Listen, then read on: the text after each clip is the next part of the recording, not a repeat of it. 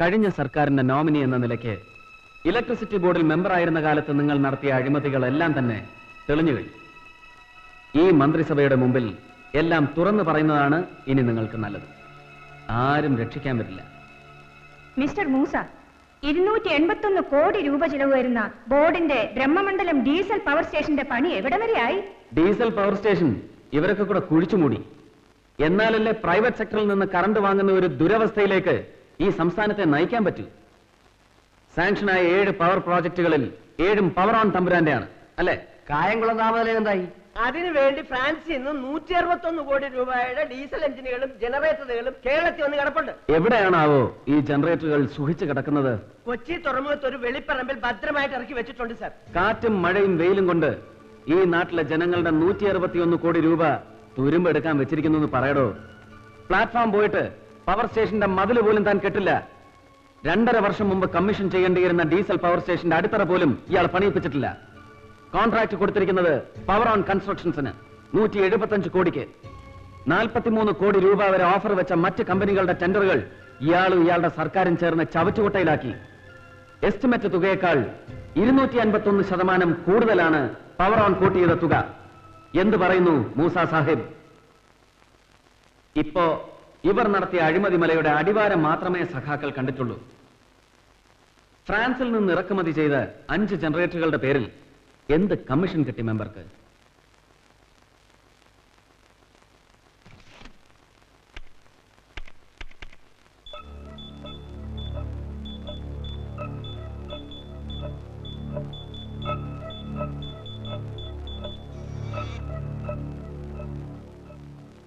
Central bank of Bombay Andheri ബ്രാഞ്ചിലെ തന്റെ അക്കൗണ്ട്സിന്റെ ഡീറ്റെയിൽസ് ആണ്. അധികമൊന്നുമില്ല സാർ. ആ ഫ്രഞ്ചുകാരന്മാർ ഇച്ചിരി ഡോളർ തന്നു, നമ്മളത് സന്തോഷമായിട്ട് വാങ്ങി. എല്ലാം കൂടെ നുള്ളി പറക്കി എണ്ണി നോക്കിയപ്പോ വെറും $3 ലക്ഷം. $3 ലക്ഷം. ഈ $3 ലക്ഷം കടൽ കടന്ന് ഇന്ത്യയിലെത്തുമ്പോ 1 കോടി രൂപയായി മാറും. ഇയാളെ ഇലക്ട്രിസിറ്റി ബോർഡിന്റെ പടിക്ക് പുറത്തിരുത്തണോ അതോ ഇലയിട്ട് അകത്തിരുത്തണോ? വൈദ്യുതി മന്ത്രി എന്ത് പറയുന്നു? പടിക്ക് പുറത്താക്കി പിണ്ടം വെക്കി സഖാവേ. കേരള ജനതയെ ഇരുട്ടിലാക്കിയ തന്റെ വിലയേറിയ സേവനം ബോർഡിന് മതിയായി. സർക്കാർ കറണ്ടിനേക്കാൾ സ്വകാര്യ കറണ്ടിനോടാണല്ലോ തനിക്ക് കൂടുതൽ കമ്പം. ബോർഡും പവറോണും തമ്മിലുള്ള എല്ലാ കരാറുകളും റദ്ദു ചെയ്യണമെന്ന് ഞാൻ ഈ ക്യാബിനറ്റിനോട് അഭ്യർത്ഥിക്കുന്നു. പവർ ഓൺ അനുമതി വാങ്ങിയിട്ടുള്ള എല്ലാ പവർ സ്റ്റേഷനുകളുടെയും അംഗീകാരം ഈ ക്യാബിനറ്റ് അടിയന്തരമായി പുനഃപരിശോധിക്കുന്നതാണ്. തൽക്കാലം പിരിയാം. I will kill him. I will kill that. അവനെ തോൽപ്പിച്ചു. കേട്ട തമ്പുരാൻ. He hit me on my face. ഹൈനസിംഗിന് ഹോട്ടംബേഡ് ആവരുത്. നിനക്കൊന്നും നഷ്ടപ്പെട്ടിട്ടില്ല. ഇട്ടിരിക്കുന്ന ഈ നാറിയ കരത്തുണിയല്ലാതെ വേറൊന്നും നഷ്ടപ്പെടാനുമില്ല. എനിക്ക് നഷ്ടമായത് കോടികളാണ്. അൺകൗണ്ടബിൾ ക്രോഴ്സ്. അത് തിരിച്ചു തരാൻ നിനക്ക് കഴിയോ? രാഷ്ട്രീയത്തിലെ ദ്രോണാചാര്യരായ നിന്റെ അച്ഛൻ കണ്ണന്മാരോട് കഴിയോ? പാസ്റ്റ് ഈസ് പാസ്റ്റ് ഐനസ്. മൂസയുടെ വായിൽ നിന്ന് അവർക്കൊന്നും കിട്ടരുത്. പോലീസുകാർ ഞെക്കി പിഴിയുമ്പോ അയാളെല്ലാം തുറന്നു പറയും. അതിനു മുമ്പ് അയാളെ ജാമ്യത്തിൽ ഇറക്കണം. അത്രയല്ലേ ഉള്ളൂ. താൻ പോവോ? അതിനും ഞാൻ തന്നെ പോണം. നെറ്റിയിൽ ചന്ദനക്കുറിയുമിട്ട് ഗുരുവായൂരിലെ പ്രസാദവും തിന്ന് ഒന്നും അറിയാത്ത കുട്ടിയെ പോലെ എന്നെ കടിച്ചു തൂങ്ങി പണം പെടുന്നാൽ മാത്രമേ നിന്റെ തടി അനങ്ങൂ. അയ്യോ, അങ്ങനെ വല്ലാതെ തെറ്റിദ്ധരിച്ചിരിക്കുക. അവനെ തോൽപ്പിക്കാൻ വേണ്ടി വന്നാൽ ഇന്നിനെ തന്നെ ഞാൻ ഇല്ലാതാക്കും. ഇതുവരെ നിന്റെ സഹോദരി എന്ന കൺസിഡറേഷൻ ഞാൻ അവൾക്ക് കൊടുത്തിരുന്നു. ഇനി അത് പ്രതീക്ഷിക്കണ്ട.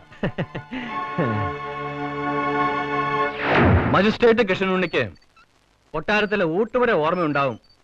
വളർന്നു വലുതായി മജിസ്ട്രേറ്റ് ആയാലും വന്ന വഴിയും ഉണ്ടചോറിന്റെ രുചിയും മറക്കില്ല കൃഷ്ണനുണ്ണി. അരയപ്പുകാരന്റെ മകൻ കൃഷ്ണനുണ്ണിയുടെ മനസ്സിൽ നന്ദിയുണ്ട്. കൊട്ടാരത്തോട് സ്നേഹവും കടപ്പാടുമുണ്ട്.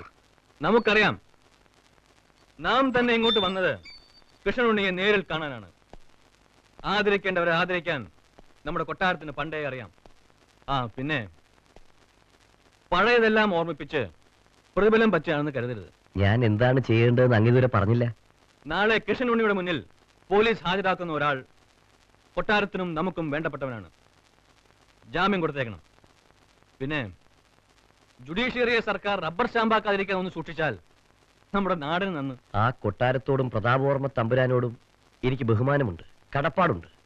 അവിടുത്തെ ഊട്ടുപുരയിലെ ഉപ്പിന്റെയും ചോറിന്റെയും നന്ദി എന്നും എന്നിൽ നിന്നും തിരിച്ചു പ്രതീക്ഷിക്കാം. പക്ഷേ ഇത്തരം ഒരു വൃത്തികെട്ട സഹായവും നന്ദിയും കടപ്പാടും അവിടത്തോട് ചെയ്യാൻ എനിക്ക് ബുദ്ധിമുട്ടുണ്ട്. No, call me sir. കൊട്ടാരത്തിലെ റബ്ബർ സ്റ്റാമ്പ് അല്ല ജുഡീഷ്യറി. കാലം മാറിപ്പോയി മിസ്റ്റർ പ്രതാപവർമ്മ.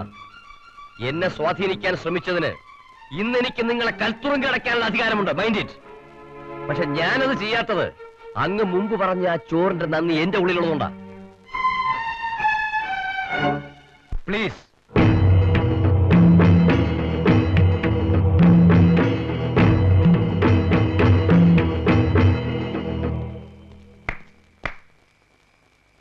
തീരെ പ്രതീക്ഷിച്ചില്ല അല്ലേ?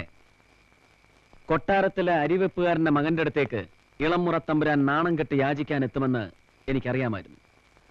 അന്തഃപുരത്തിലിരുന്ന് ആനക്കൊമ്പിൽ തീർത്ത ചതുരംഗപ്പലകയിലെ കരി തട്ടുന്നത് പോലെ നിനക്ക് തട്ടിക്കളിക്കാനും വെട്ടിമാറ്റാനും ഉള്ളതല്ല ഇന്ത്യൻ ജുഡീഷ്യറി. അണ്ടർസ്റ്റാൻഡ്? സകല പ്രതാപങ്ങളും നഷ്ടപ്പെട്ട ഹിസ് ഹൈനസ് പ്രതാപവർമ്മ തമ്പുരാൻ ഇതുപോലെയുള്ള നിന്റെ ഓരോ നീക്കങ്ങളും തടയാൻ ഞാനുണ്ടാവും. 1 മിനിറ്റ്. നമ്മൾ തമ്മിൽ ഇതുവരെയുള്ള എല്ലാ ജയങ്ങളും പരാജയങ്ങളും മറന്നുകൊണ്ട് ഒരു കോംപ്രമൈസ്. അതിന് ഞാൻ എന്ത് തരണം? നിന്റെ തല. നിനക്കത് തരാൻ കഴിയില്ലെന്ന് എനിക്കറിയാം. പക്ഷെ ഞാനത് എടുക്കും. നിന്റെ ഈ റോയൽ മാസ്ക് ഞാൻ പിച്ചി ചീന്തും. അതിന്റെ പിന്നിലെ ഈ അളിഞ്ഞ മുഖം ഞാൻ ജനങ്ങൾക്ക് കാണിച്ചു കൊടുക്കും.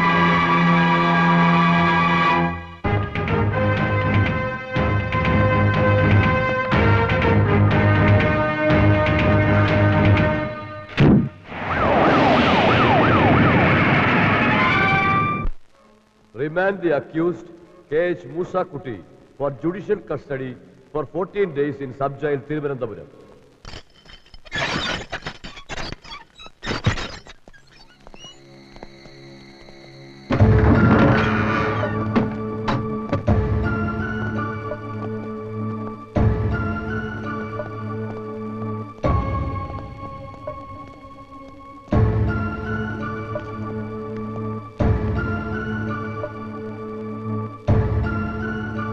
കൊല നടന്നതിന് ശേഷം കൊലപാതകമല്ല, ആത്മഹത്യ.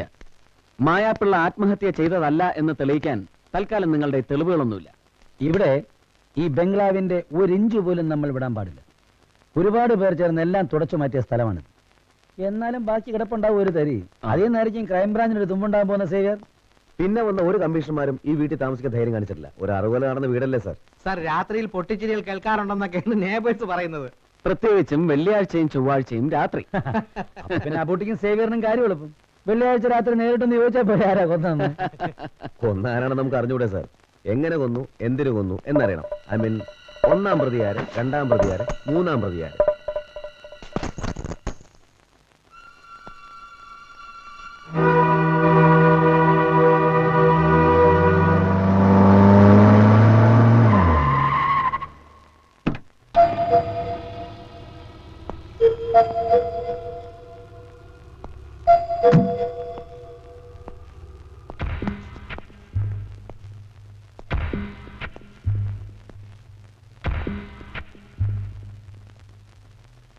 മിസ്റ്റർ പിള്ള, നിങ്ങൾ അകത്തേക്ക് വരണമെന്നില്ല.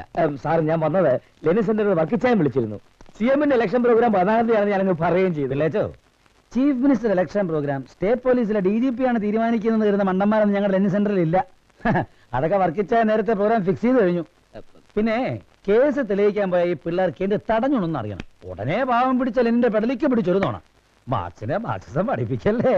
ഇവര് ഭൂതക്കണ്ണാടി വെച്ച് അരിച്ചു പെറുക്കി നോക്കിയിട്ടും ഒന്നും കിട്ടിയില്ലല്ലോ സാർ. പക്ഷെ ഞങ്ങൾക്ക് ചെറിയൊരു കച്ചിത്തുരുമ്പ് കിട്ടിയിട്ടുണ്ട്. തുരുമ്പിച്ചൊരു IPS കഷ്ണം. ഇത് ചിലപ്പോൾ സാറിന്റേതാകാം. അയ്യോ, എന്ന് പറഞ്ഞ് ഞാൻ വരട്ടുന്നില്ല. സാർ ഞങ്ങളുടെ പിന്നിൽ തന്നെ ഉണ്ടാവണം. Yes sir. അതാണ് ഞങ്ങളുടെ ഒരു ശക്തി എന്ന് തന്നെ കരുതിക്കോളൂ. ശരി സാർ. വഴിമാറണം.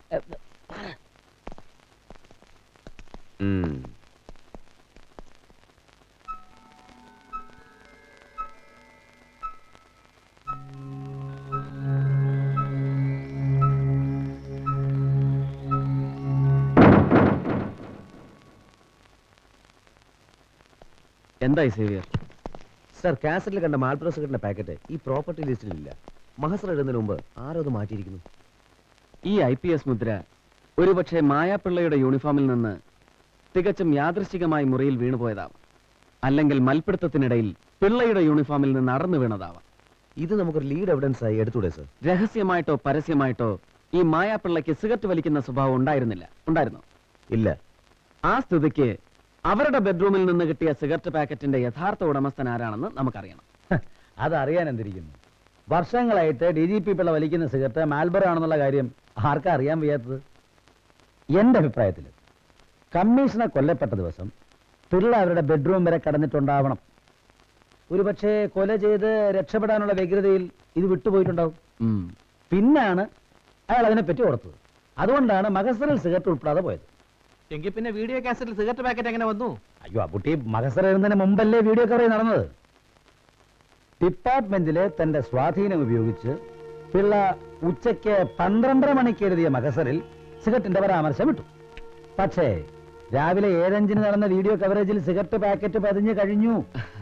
പക്ഷേ ഒരു സിഗരറ്റ് പാക്കറ്റ് വെച്ച് മാത്രം പിള്ളയെ സംശയിക്കാൻ ഒക്കില്ല. ലോകത്ത് DGP പിള്ള മാത്രമല്ല മാൾബറോ സിഗരറ്റ് വലിക്കുന്നത്. ഒരു ലൂപ്പ് ഹോൾസും ഇല്ലാത്ത ഒരു സോളിഡ് എവിഡൻസ്, അതാണ് നമുക്ക് വേണ്ടത്. ഈ മായാപ്പിള്ള ഉപയോഗിച്ചിരുന്ന സാധനങ്ങളൊക്കെ അങ്ങോട്ട് മാറ്റി. അതൊക്കെ ഓർഡറിൽ സുമിത്ര പൊതിഞ്ഞു കെട്ടി മായാ സാറിന്റെ അച്ഛന്റെ വീട്ടിൽ കൊണ്ട് കൊടുത്തു എന്നാ പറഞ്ഞത്. ആദ്യം ഓർഡർലി സുമിത്ര, പിന്നെ പോസ്റ്റ്മോർട്ടം ചെയ്ത ഡോക്ടർ. ഇപ്പൊ ലഞ്ച് ബ്രേക്ക്. ജീവിച്ചിരിക്കാൻ വേണ്ടിയെങ്കിലും എന്തെങ്കിലും ഒന്ന് കഴിച്ചൂടെ എന്റെ സഖാക്കളെ?